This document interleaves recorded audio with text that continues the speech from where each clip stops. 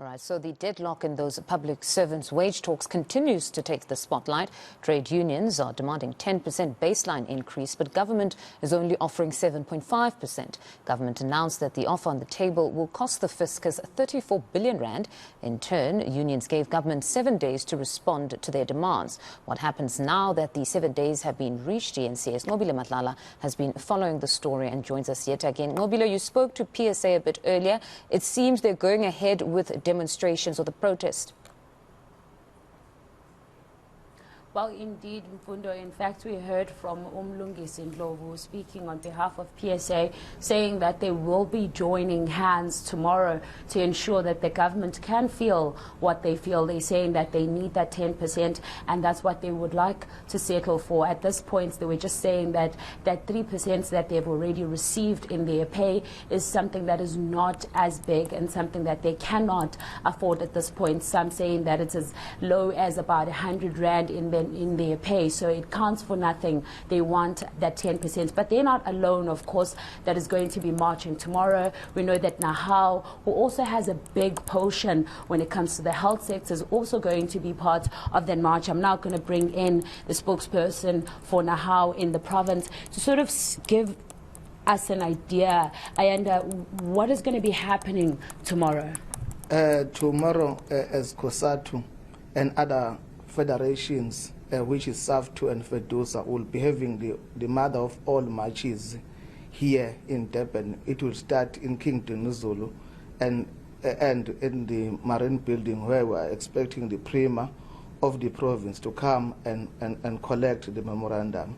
The message is very, very clear. Over the past few weeks, we have been having the lunch hour demonstrations in all the workplaces that we are organizing. The message from workers is very, very clear and precise to say we want 10%. For the past 2 years, workers in the public service have not been receiving salaries. The cost of living is extremely very, very high. Workers have lost their pension over the past 2 years. They have lost their increases over 10%, which include what we call as an attack to collective bargaining through the Constitutional Court ruling that declared Resolution 1 of 2018 and null and void. Therefore, we're expecting thousands and thousands of workers, therefore, which means the health sector is going to be affected, home affairs will be affected, social development will be affected, and all other state departments will be definitely be here to say enough is enough. We must defend collective bargaining forward with 10%. We must also the message is also clear to say away with the austerity measures that are imposed by the National Treasury. I mean, let's talk about the sector where you're talking about health. I mean, a lot of people are going to be needing assistance. Are you saying that hospitals, clinics are not going to have any staff? You know that NEHAU is a caring union. As part of this strike, we have got the South African Communist Party and other civic organizations that are together with us. What we have done is that the workers that are grouped part of the essential services will continue to provide services to the majority of our people. Remember, these health institutions provide services to the majority of the communities from the working class, but the huge chunk will be here. Therefore, we're expecting even the CEOs of the hospitals to provide these services. And I mean, this is very important, of course, to hear that you are going to have some people that are assisting. But I mean, it must be difficult understanding that quite a number of them are going to be on the streets. Is it going to be enough staff that's going to be assisting? No, the Department of Health, there are always contingency plans. If there are a day of action, they would have to make a plan, which include that even the MEC must be at the clinic working, the HOD must be at the clinic working, and the CEOs, they must get out from the air conditions offices and work there in the clinics and see what our members are always subjected to daily. And so now tell us about this march. You're going to march tomorrow, but it's not guaranteed that you're going to get this 10% because we know already that you have the 3% that's already been put in your pay.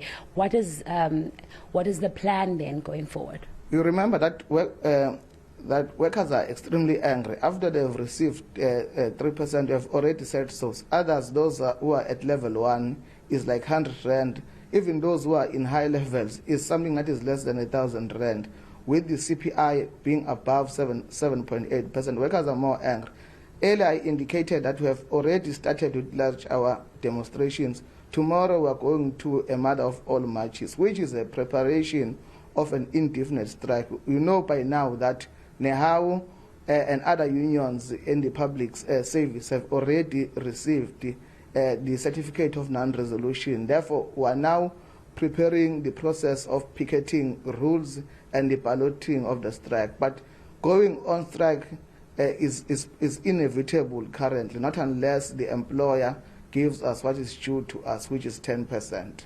All right, and then just maybe give us an idea then, these conversations as they're ongoing, are you speaking to the government? Is there anything that you're hearing? Could you potentially reach that end soon? No, there are currently no discussions. You had the Minister for Treasury, Mr. Nqobile saying Sibazamile, which is a clear indication that that's a stance of government. So we are not discussing, we will meet at the road. You know that the employer understands us better when we're at the battlefield, and our battlefield is none other than on the streets. But I mean, they're saying there's no money. How are they going to make sure that there's money even if you go to the battlefield?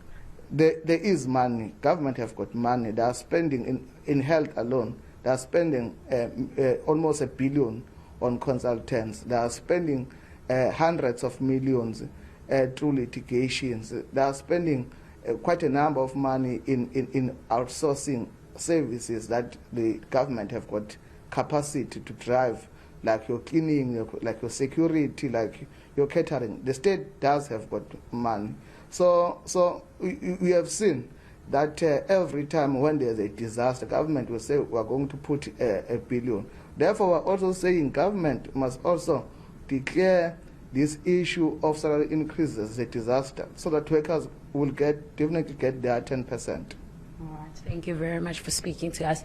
That is Ayanda Zulu speaking on behalf of NEHAU in the province in KwaZulu-Natal. But Fundo, very interesting there, they're saying that even though there is no money, like the government is saying there is no money, but they feel that there is some money that has been left behind, and if this can be seen as a disaster, then public servants can get more increase and they can go back to work. However, if that doesn't happen, they say that they will meet in the battlefield.